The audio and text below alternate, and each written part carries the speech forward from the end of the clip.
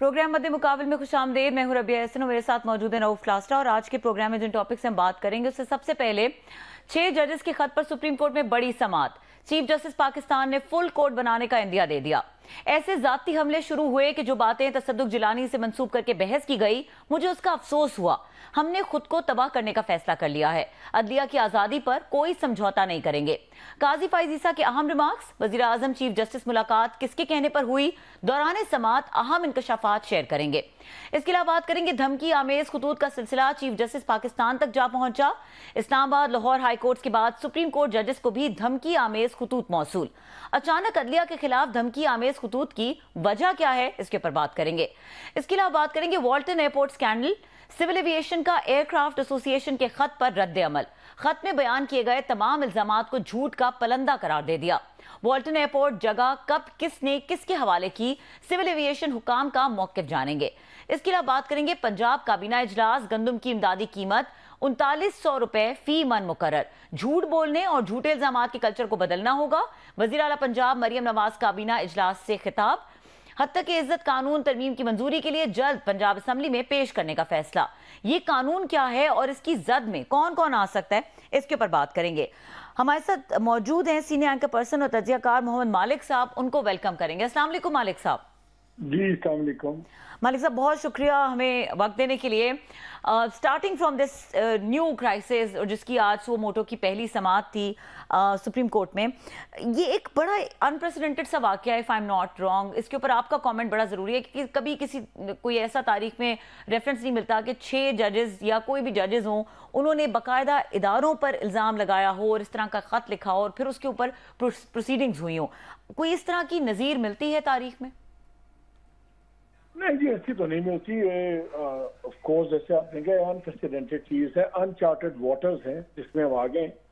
लेकिन इसमें जितना इदारों की इन्वॉल्वमेंट का इशू है जो उठाया गया है, यकीन मानिए इतना जुडिशल पॉलिटिक्स, जो इंटरनल पॉलिटिक्स है, वो भी काफी इसमें इन्वॉल्व है। लेकिन अभी उस पर हम बात नहीं करेंगे। अभी दूसरे एंगल से हम बात कर लेते हैं। मेरा ख्याल है सुप्रीम कोर्ट, आप जरा सुप्रीम कोर्ट से नहीं, मैं कहूँगा चीफ जस्टिस साहब जरा एक डिफिकल्ट पोजीशन में आ गए हैं, जिसको अंग्रेजी में कहते हैं damned if I do damned if I don't. और उनका हाथ तो फोर्स हो गया है कि उनको सो मोटो करना पड़ गया, और खुद ही जो कमीशन सजेस्ट किया था उस पर ही सो मोटो लेना पड़ गया। So I think he is in a bit of a soup. So you think कि एक ट्रिकी जो सिचुएशन है वो इस वक्त चीफ जस्टिस के लिए क्रिएट हो गई है। इसके ऊपर मजीद भी सवाल करेंगे। क्लास साहब, मालिक साहब, मैं अगर आपसे एक कमेंट क्विक लेना चाहूँ, ये जो एक थ्रेटनिंग लेटर्स का सिलसिला है, अगैन इसके बारे में भी कहा जा रहा है कि इंटिमिडेटिंग लेटर्स जो है वो लिखे जाते हैं, या ये कोई नई चीज़ नहीं है, लेकिन इस तरह का तसलसल जिस तरह हमने देखा पहले इस्लामाबाद हाई कोर्ट के जजेस को खत मौसूल हुए, एंड अगैन कोई केमिकल उसमें मौजूद था और कुछ साइंस थे, इसी तरह आज जो ये खतूत हैं और चीफ जस्टिस को भी खत इस तरह का आना, उसमें थ्रेटनिंग किस्म का उसका कंटेंट एंड साइंस, कौन भेज रहा है ये खत और ये किस किस्म किस नौयत के मसाइल हैं? देखिए, मैं इसको ट्रिवलाइज नहीं करना चाह रहा, लेकिन मेरे नजदीक कोई बहुत बड़ा क्राइसिस नहीं है। ऑब्वियसली किसी भी थ्रेट को सीरियसली लेना चाहिए और आप रश आउट कर दे, but on a lighter note, Pakistan में कौन सी चीज खालिश मिलती है जो अनथ्रेट खालिश होगा? तो ज्यादा फिक्र नहीं होनी चाहिए। लेकिन I think it's just another harassment tactic, आप कह रहे हैं व्हाटएवर। लेकिन मेरे नजदीक ये इस वक्त इशू नहीं है जो जजेस के लिए है। आई थिंक 2 डेवलपमेंट्स हुई हैं। एक तो जो पहले 6 जजेस ऑन देयर ओन थे और लगता था कि शायद उनको ब्लो बैक आएगा, उनको ओन अप करना पड़ गया सुप्रीम कोर्ट को। एक तो वो लोग जुडिशली और प्रोफेशनली महफूज हो गए हैं। लेकिन जैसे मैंने शुरू में कहा, देखिए अब जो सिचुएशन है, सुप्रीम कोर्ट क्या करे? आज जितनी बातें हुई हैं उससे बड़ा क्लियर इंडिकेशन है कि मैक्सिमम फुल कोर्ट भी अगर बैठता है तो शायद फुल कोर्ट एक कमीशन बना दे। चले TOR दिया, बना दीजिए, तो क्या होगा? वो एक इन्वेस्टिगेशन कर लेंगे, उसके बाद गाइडलाइंस दे देंगे। तो इस मुल्क में तो जहां सुप्रीम कोर्ट के दिए गए फैसले इंप्लीमेंट नहीं हुए, तो वहां एडवाइजोरियल कैपेसिटी में अगर कुछ चीजें आएंगी तो क्या होगा? आई थिंक कि अब कोशिश सबकी है कि डिफ्यूज किया जाए। मुझे टू बी वेरी ऑनेस्ट, मुझे ये मामला किसी मंतकी इंजाम पे पहुंचता नजर नहीं आता। क्या आप कहेंगे पता नहीं कि क्या होगा, कमीशन होगा, बैठेगा और वो कहेगा कि ऐसे करते हैं तो बस शायद सम हेड्स विल रोल और पूरा निजाम बदल जाएगा। मुझे फ्रैंकली ऐसा कुछ होता नजर नहीं आता। जी मालिक साहब बहुत शुक्रिया, आपने सर हमें ज्वाइन किया मेरे इसरार पे सर, आई एम ग्रेटफुल।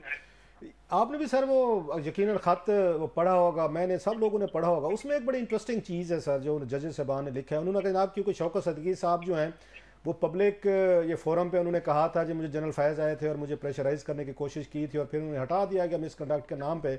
अब क्योंकि उनको बहाल कर दिया गया है और अगेन इसी सुप्रीम कोर्ट ऑफ पाकिस्तान ने किया जहाँ पे केस चल रहा है, लिहाजा हम थोड़ी सी जुर्रत करते हुए आपको अप्रोच कर रहे हैं कि इंस्टीट्यूशनलाइज हमें अब कंसल्टेंसी दें या हमें कोई सपोर्ट दें। तो सर एक इस पे आइडिया ये भी है जो लोग इनको कह रहे हैं कि इन जजेस को खुद भी उनको अगर तौहीन अदालत का नोटिस दे सकते थे, जो लोग इनको अप्रोच कर रहे थे, घर पे आ रहे थे, तो वेट क्यों कर रहे थे कि कोई फैसला आएगा इन शौकत सदीकी साहब का तो फिर हम बोलेंगे। उनको भी खतरा था कि अगर हमने कोई बात की, लेटर लिखा तो हमारे खिलाफ भी कार्रवाई हो सकती है, मिसकंडक्ट हो सकते हैं, लिहाजा उन्होंने 4-5 साल वेट किया कि सदीकी साहब का फैसला हो जाएगा फिर हम आएंगे और बात करेंगे, बोलेंगे। मैंने लोग शुरू में एक बात की थी, वो मैं कुछ सर्टन वजूहात की वजह से अभी एलैबोरेट नहीं करना चाहता, ना कर सकता हूँ सर मैंने आपको कहा कि इसमें as much inter judicial politics also जितनी कि ये दूसरे मसाइल भी हैं। सो लेकिन दूसरा ये भी है, देखिए टिपिंग पॉइंट्स भी होते हैं ना। जिस तरह उन्होंने एक इल्जाम लगाया कि जी एक जज साहब के बेडरूम में कैमराज निकले, घर के अंदर ये वो। अब हो सकता है कि कई कुछ ऐसे टिपिंग पॉइंट भी हुए वो जो इन लेटर्स में उन्होंने नहीं लिखे हुए और वो नोटिस में लाए हों बंदियाल साहब के या फायजीशा साहब के, लेकिन वो इस वक्त किसी ऑफिशियल लेटर की ज़ीनत नहीं बने। हो सकता है वो अगर इंक्वायरी स्टेज में सामने आए, कुछ ना कुछ तो हदें क्रॉस हुई है ना रोज जी, जो वरना एक पुराना एक सेट पैटर्न तो हो जाता है ना। जिस तरह वो अब्यूसिव मैरिज नहीं होती कि वो कई बारी वो husband beats up the wife, तो जो बैटर्ड वाइफ सिंड्रोम होता है वो कहते हैं नहीं कभी कभी गुस्से में आ जाते हैं लेकिन ऐसे प्यार भी बहुत करते हैं। उदय भाई वाला काम है, मतलब वेलकम फिल्म वाला काम है कि जनाब के उदय भाई दिल के बड़े अच्छे हैं। कुछ अब्यूसिव मैनिपुलेटिव रिलेशनशिप की भी लिमिट्स होती हैं, रेड लाइंस होती हैं। हो सकता है कुछ सर्टेन रेड लाइंस हो और शायद जुडिशरी ये चाह रही हो तो देखें कम अज कम काबिल बर्दाश्त रेड लाइंस के अंदर खेले, let's go back to life as usual. और लाइंस बहुत ही क्रॉस तो हुई हैं। अच्छा मालिक आपने यहाँ से जाएंगे कहाँ? जी आपने भी एक बात की जिस पे आप बात नहीं करना चाह रहे कि जुडिशल, आपने कहा कि कुछ इश्यूज हैं। आई कैन अंडरस्टैंड दैट आप क्या कहना चाह रहे हैं। Can we again compare it with मेरा ख्याल 98 वाला जो क्राइसिस हुआ था चीफ जस्टिस सजाद अली शाह साहब का, क्वेटा बेंच से वहाँ से उनके खिलाफ वहाँ से जजमेंट सही थी, बाद में दीगर सीनियर जूनियर का उनके खिलाफ जजमेंट फैसले हुए थे। अगरचे इसकी नेचर थोड़ी सी डिफरेंट है लेकिन आपकी टोन से लग रहा है कि इसी तरह का कोई अभी जुडिशरी के अंदर इसी तरह का क्राइसिस है जो उस वक्त हमने देखा था 98 में नवाज शरीफ साहब के दौर में। सर मैं हमेशा कहता हूँ आप देखने में बड़े मासूम होते हैं, साउथ पंजाब वाले समझने में बड़े तेज होते हैं। सर जी जवाब दें आप मुझे, साउथ के चक्कर में डाल के ना पतली गली से ना निकले। डूजू आपकी टोन से लग रहा है सर 2 दफा आपने हिंट कराया तो मेरे जहन में तो वही आ रहा है, क्वेटा बेंच वाली चीजें आ रही हैं सर उसी तरह से मिलती हैं। I think you're going in the right direction. Right sir. अच्छा सर आगे इसको लेकर चलते हैं। आज उन्होंने ये जस्टिस अतर मनीला साहब ने बड़ा बोल्ड, उन्होंने उस कन्फेशन कहें या उसको इंकशाफ कहें, तो उन्होंने कहा आपको पॉलिटिकल इंजीनियरिंग यहाँ होती रही है और अभी भी हो रही है सर। तो ये पॉलिटिकल इंजीनियरिंग सर किसके, हम मतलब ये पहले इल्जामात लगते थे साकिब निसार साहब पे कि उनके दौर में इमरान खान साहब के साथ मिलकर हो रही थी, बाद में अब लगना शुरू हो गए कि शायद नवाज शरीफ साहब और इनके लिए हो रही है कि ये केसेस है इनको अगर क्लीन चिट से मिल रही हैं। तो ये तो जुडिशरी पे बहुत बड़ा it's a big bombshell. आप और मैं कहते तो हमें बुला लिया जाता कि भाई साहब इधर हैं। तो जस्टिस साहब का कहना जो चीफ जस्टिस रहे हैं इस्लामाबाद हाई कोर्ट के, अब यहाँ पे वो जज हैं बड़े इंतने काबिल एहतराम, वेरी काबिल और intelligent. How do you see that sir कि ये तो जुडिशरी के लिए बहुत बड़ा एम्बेरसिंग सिचुएशन है कि वो इस्तेमाल हो रहे हैं सियासी इंजीनियरिंग के लिए सर, और उनके अपने जज साहब कह रहे हैं। लोग देखें बड़ी इंटरेस्टिंग गेम हुई है। ये चीज ले चल गई एक डायरेक्शन में और जाके रुकी फुल बेंच। फुल बेंच को हेड कौन करता है? Chief justice. तो अब इस बेंच का सक्सेस या फेलियर, बेंच का फेलियर सक्सेस नहीं गिना जाएगा, चीफ जस्टिस का गिना जाएगा जी। तो ये बड़ी इंटरेस्टिंग डेवलपमेंट हुई। ये एक मेरे नजदीक फायद ईसा साहब एक नो विन सिचुएशन में आ गए। There is no win win for him. अगर कोर्ट जितनी मर्जी अगर बहुत ज्यादा एग्रेसिव होती है और एक हद क्रॉस कर जाती है और वो कहती है अच्छा अब हम ये सर चाहिए जो धरना जजमेंट में नहीं ले सके, वो अगर वो ये सरों के पीछे जाते हैं तो सीधा टकराव होगा एस्टैब्लिशमेंट से। अगर सरों के पीछे नहीं जाते तो फिर जो पीटीआई और दूसरे हैं वो कहेंगे देखें जी जजेस तो हर दौर में ये करते हैं। So there are no winners in this, there only losers in this. अब देखना यह सबसे बड़ा लूजर कौन होगा। और मेरा ख्याल है मेरे नजदीक तो चीफ जस्टिस साहब ने थोड़ा सा मिस हैंडल किया है। एक तरफ उन्होंने खुद आज सारा कोर्ट में बताया कि उन्होंने ही बुलवाया प्राइम मिनिस्टर को, मीटिंग होती है, फिर जनाब वो जजेस के नाम भी दे देते हैं, कमीशन का भी कर देते हैं, उस पर कटघन भी लगा देते हैं। लेकिन मेरी सलाह ये है कि जब उसके बाद दोबारा फिर कोर्ट मीटिंग हुई प्राइम मिनिस्टर के जाने के बाद, तो वहां कुछ जजों ने उस पर रिपोर्टेडली कहा कि मैंडेट तो ये था कि बात की जाए प्राइम मिनिस्टर से, लेकिन कमीशन बनाने पे तो यूनानिमिटी नहीं थी। और यही बात पता लग गई थी अपना फॉर्मर चीफ जस्टिस साहब को, जिलानी साहब को। और मेरी इत्तला के मुताबिक संडे की रात को उन्होंने फैसला कर दिया था और पता लग गया था रिलेवेंट लोगों को कि वो नहीं बनेंगे। और उनका इंप्रेशन ये था कि यूनानिमस डिसीजन है। सो लाइक आई सेड, मुझे आई थिंक इसमें से अगर अनटच्ड निकल आए चीफ जस्टिस साहब तो then he will be a very very lucky and a fortunate man.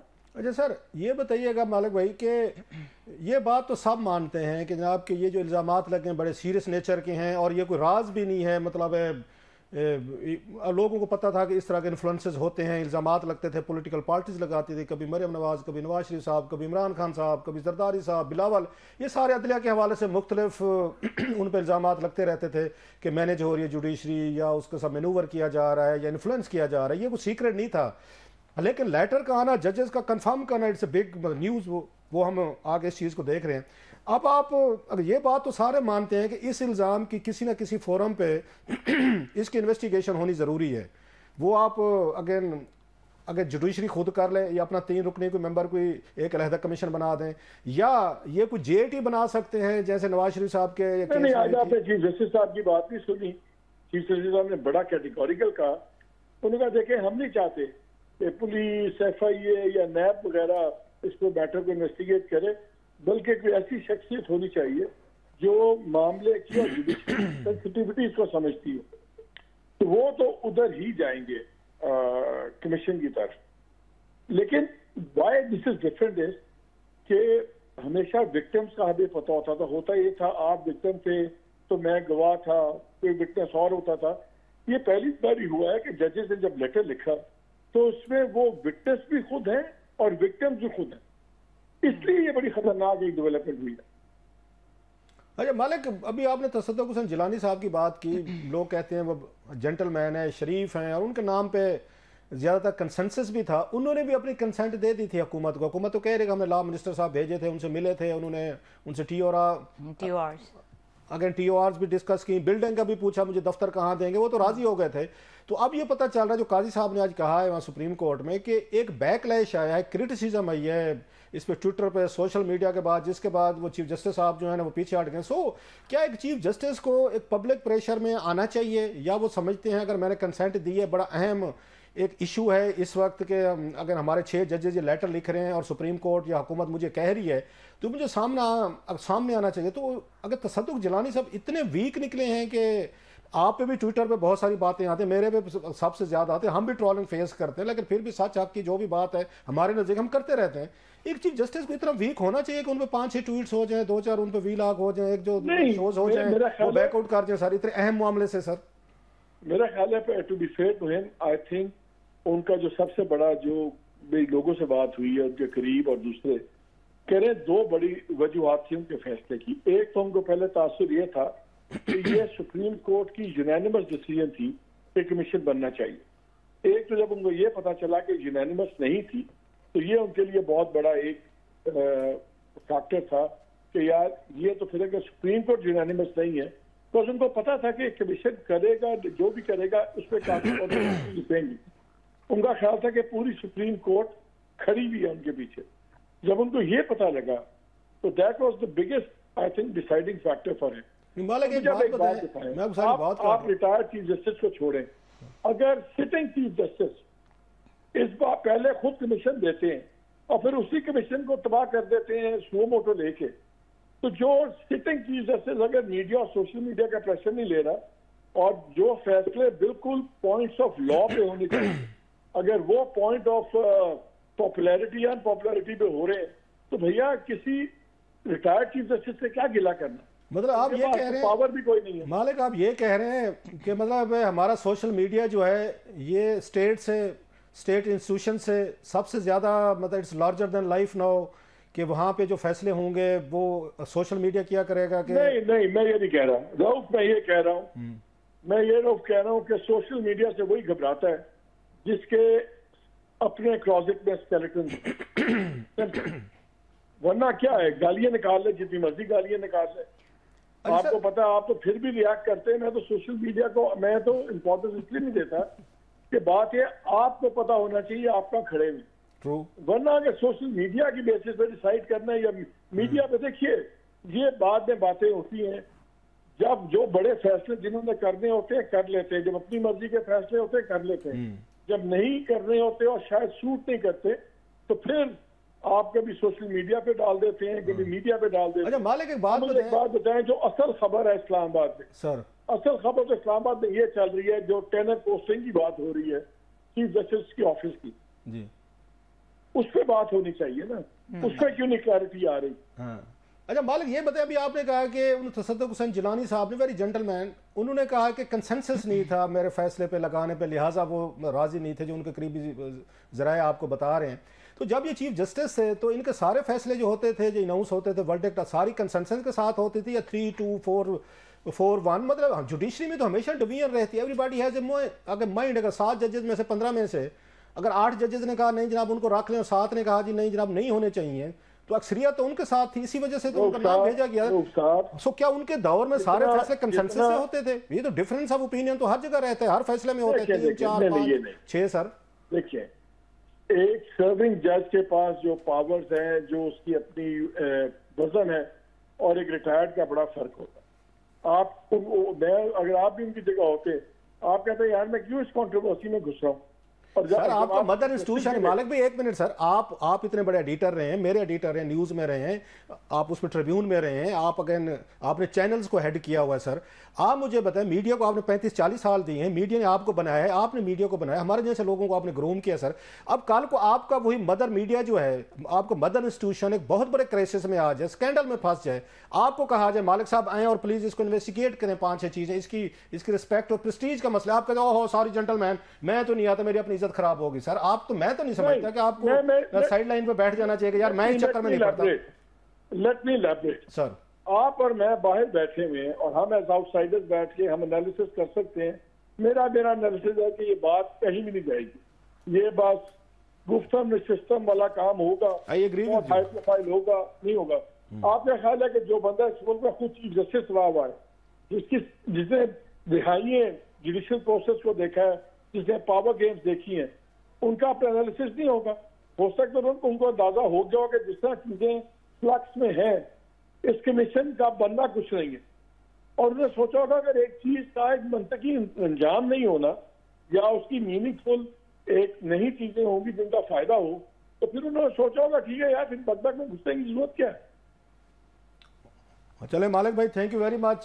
दिल तो चाह रहा है आपसे मजीद सींग हड़ाए जाएं, लेकिन आज आपकी तबीयत भी आपने बताई थी कि अच्छी, फिर किसी दिन के लिए रख लेते हैं। Sir thank you very much, आपने हमारे लिए टाइम निकाला, बहुत शुक्रिया। मोहम्मद मालिक साहब हमारे साथ मौजूद थे, अपने व्यूज हमारे साथ शेयर कर रहे थे। और यहाँ पे वक्त हुआ ब्रेक का, ब्रेक के बाद बात करेंगे जो सिविल एविएशन का मौकिफ सामने आया है एयरक्राफ्ट एसोसिएशन के खत के रद्द-ए-अमल के तौर पर, उन्होंने जिस तरह से इसको झूठ करार दिया है, जरा उनके मौकिफ को सुनेंगे और जानेंगे कि the other side of the story क्या है। हमारे साथ मौजूद होंगे सैफुल्लाह, तर्जुमान सिविल एविएशन अथॉरिटी, उनसे गुफ्तगू करेंगे इस ब्रेक के बाद। हमारे साथ रहिए।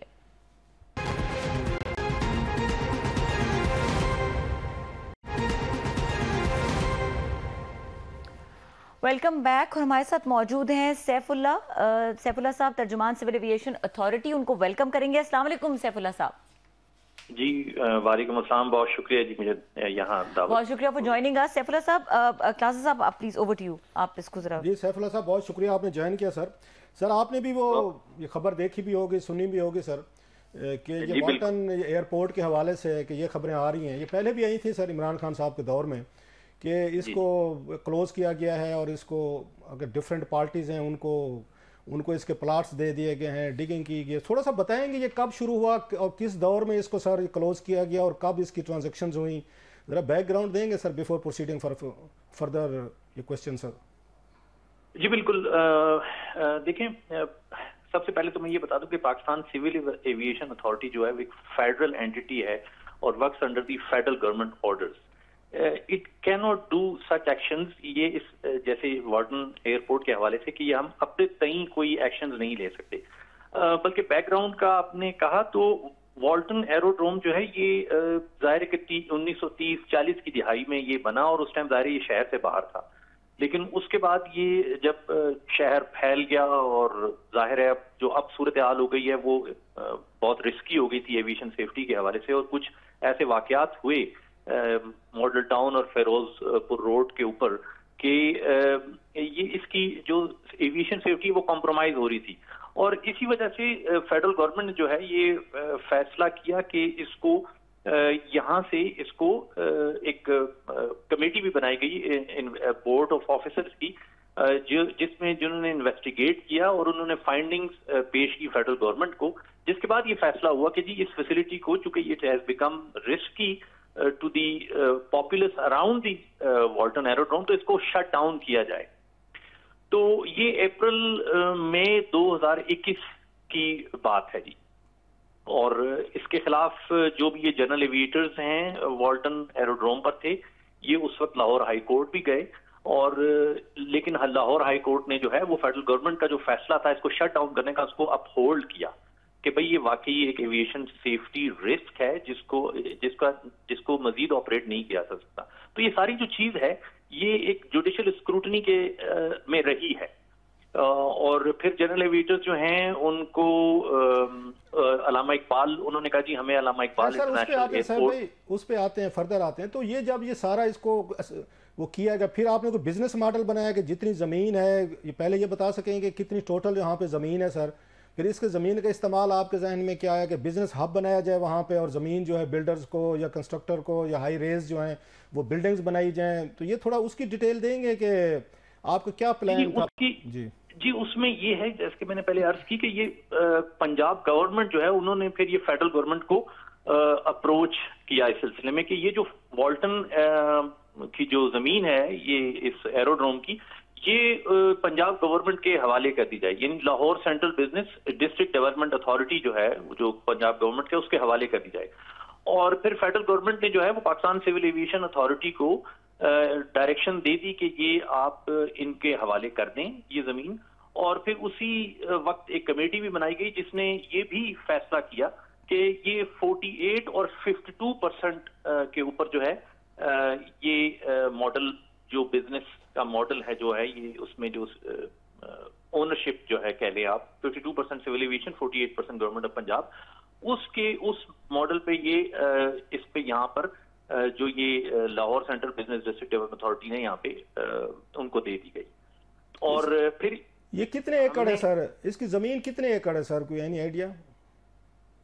ये देखिए मुझे एग्जैक्ट फिगर अभी मेरे पास नहीं है कि ये कितने एकड़ जमीन है सर। नो ऑफेंसेस साहब भाई, आप एक अपना मौक़िफ़ देने आ रहे थे, दैट्स अ बेसिक क्वेश्चन। इसी पे तो सारी कंट्रोवर्सी हो रही है कि वो कोई बाज लोग कहते हैं कि 350 बिलियन रुपीस की इसकी एवेल्युएशन की गई थी। जी तो अगर आपके पास एवेल्युएशन भी है कुछ इसकी कि कितनी की एवेल्युएट की गई थी, कितने एकड़ है और कितने में बेचे गए, कितने बिलियंस आए, वो कोई है फिगर डेटा आपके पास सर?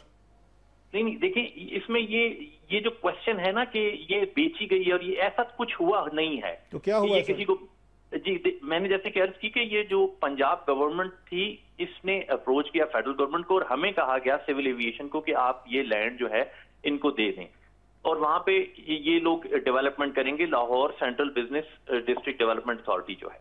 तो इसमें कोई, देखिए इसमें सिविल एविएशन अपने तौर पे कुछ नहीं कर रही है। जो लेटर जिसकी तनाजुर में ये सारी बात हो रही है कि जिसमें ये कहा गया कि ये 350 अरब रुपए की जमीन 50 अरब जो हैं वो सिर्फ मिले हैं सिविल एविएशन को, और 1 अरब जो वो बीच में 49 अरब खा गए, तो ये तो बिल्कुल एक मजा का खेल की बात है। आप ठीक कह रहे होंगे साहब, ये एग्री विद यू, लेकिन कुछ डाटा आप भी तो देना कि ये जमीन आपने उनको पंजाब हुकूमत को फ्री में दे दी, फेडरल हुकूमत ने, उन्होंने आगे से बिल्डर्स को, मुझे आपको किसी और को उन्होंने प्लाट बेच दी, लीज पे दे दी 99 साल के लिए, आप रख लें और इस पे अपना आप मतलब वो बना लें, हाई रेज बना लें, वटएवर। आखिर कुछ तो कोई एग्रीमेंट हुआ होगा कि या सारा पैसा जो है वो पंजाब हुकूमत लेगी। आपने उनसे नहीं पूछा कि ये आपने किन लोगों को दे रहे हैं, क्यों दे रहे हैं?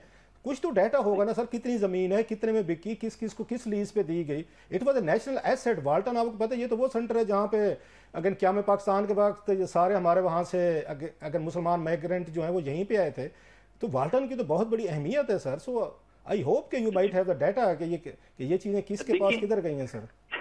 देखिए मैं सिर्फ इस चीज पे क्लासा साहब फिक्सेटेड हूं कि ये जो लेटर लिखा गया है और इसके जो मंदरजात हैं वो बिल्कुल फिक्टिशियस हैं।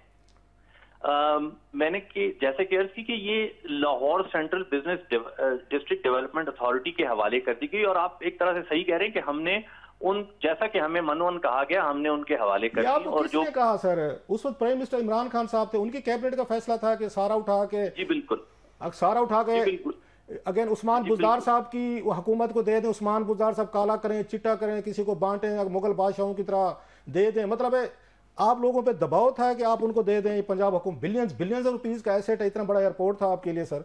तो देखिए दबाव वगैरह कुछ नहीं था। देखिए it's a government to government एक ट्रांजैक्शन है जी, इसमें कोई दबाव वगैरह की बात नहीं है। और आगे देखें ना, आप खुद कह रहे हैं ना सर, मैं आपको खैर जिम्मेदार नहीं समझ रहा इसको, ये आप प्लीज इस तरह मत समझिएगा।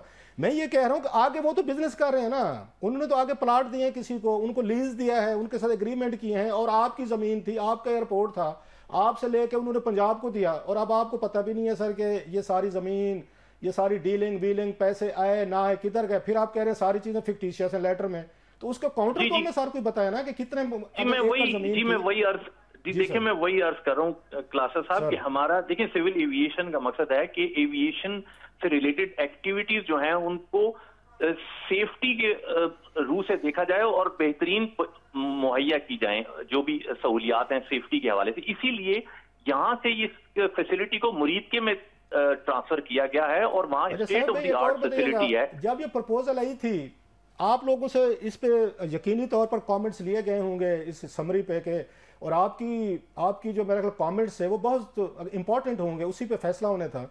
तो आपकी मिनिस्ट्री ने क्या फैसला किया था जब उन्होंने कहा जनाब कि हम इसको एयरपोर्ट बंद करके हम उस्मान बुज़दार साहब एंड कंपनी को दे रहे हैं, इमरान खान साहब ने फैसला किया, और आगे से बिजनेस सेंटर बनाएंगे, खुदाइयाँ करेंगे या जो भी हो कंस्ट्रक्शन होगी, आपकी मिनिस्ट्री ने सपोर्ट किया था इसको कि हाँ ये एयरपोर्ट बंद कर देना चाहिए सर? देखिए ये मैंने जैसे कि अर्ज की कि यहाँ पर चूंकि ये एक बहुत बड़ा सेफ्टी रिस्क था, जो पॉपुलेशन थी आसपास, इस रिस्क को देखते हुए इसको शट डाउन के ऑर्डर्स दिए गए थे। साहब भाई आप भी बाहर गए होंगे sir, I am sorry to cut you, London में एयरपोर्ट्स हैं और अगेन उनके शहरों के अंदर है सर, लंदन में 2 एयरपोर्ट्स हैं सर। इसके बाद न्यूयॉर्क चले जाएं, नहीं सर मैं बता, न्यूयॉर्क में शहर के अंदर 2 एयरपोर्ट हैं सर। आप वाशिंगटन चले जाएं, 2 वहां पे, एक इंटरनेशनल है एक लोकल है। ये दुनिया भर में प्रैक्टिस है कि आप उसके साथ शहरों में एयरपोर्ट है, मैं आपको नाम बता सकता हूँ, आपको ही पता है, आप ये फिरते हैं, तो जो आपके अंदर आपको तो वैसे एयरपोर्ट चाहिए था। अच्छा उसको एयरपोर्ट को फिर बंद करके आपको वहां पे पार्क बना सकते थे, आपको इस तरह की, आपको पता है ऑलरेडी वहां पे लाहौर में स्मॉग है, पोल्यूशन है, आबादी की कंजेशन है, आप मजीद वहां पे आपने बड़े बड़े वहां पे प्लाजे खड़े करने के लिए सर, लोग तो माइग्रेट कर रहे हैं लाहौर से सर, वो सांस नहीं ले पा रहे सर। आप थोड़ा सा ओवर सिंप्लीफाई कर रहे हैं इस चीज सर। आपने इतना बड़ा फैसला किया साहब भाई, आपने एयरपोर्ट बंद कर दिया, बिलियंस ऑफ रुपीस की, आपको उसका पता नहीं है, आपको ये भी नहीं पता साहब भाई कि उसकी जमीन कितनी है, सिविल एविएशन का वो एयरपोर्ट की जमीन कितनी है, लीव अलोन कितने में बिकी छोड़ दें, आपको तो उसके रकबे का नहीं पता सर।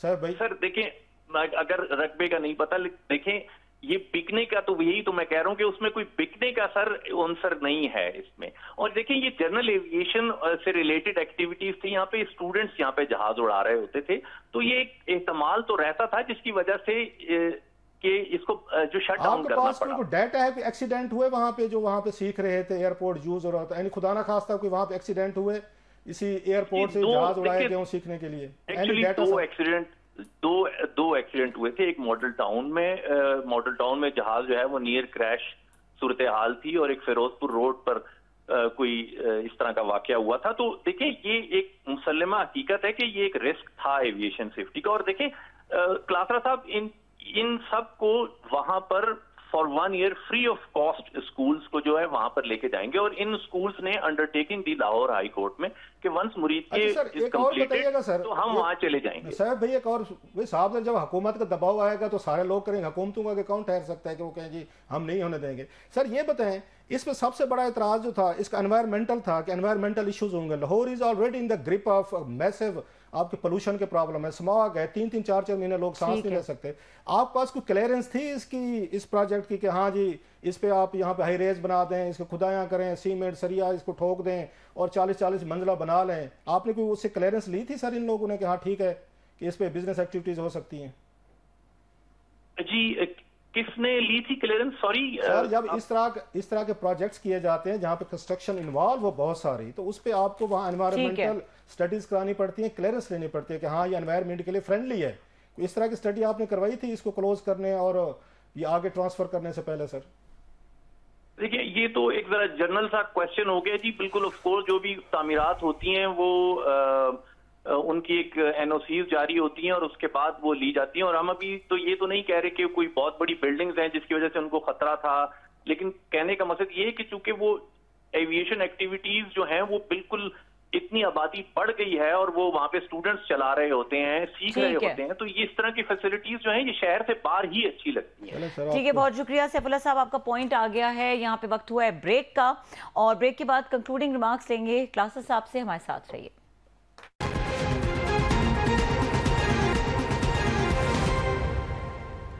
Welcome back. क्लासेस साहब, आपने सैफुल्लाह साहब का जो काउंटर आर्गुमेंट है वो सुना, क्या लगा उनकी बातों से? मतलब नो डिसरिस्पेक्ट टू साहब साहब, मैं उनकी इज्जत करता हूँ कि आए हैं, उन्होंने अपनी उसका ये पॉइंट ऑफ व्यू देने की कोशिश की, लेकिन मेरा ख्याल है उन्होंने कोई ज़्यादा तैयारी नहीं की हुई थी। उनको पता होना चाहिए था it's a very important issue, और इस वक्त पूरे मुल्क में सोशल मीडिया में हमने शो किया, इस पर रात हमने बात भी की, so it is become a big issue.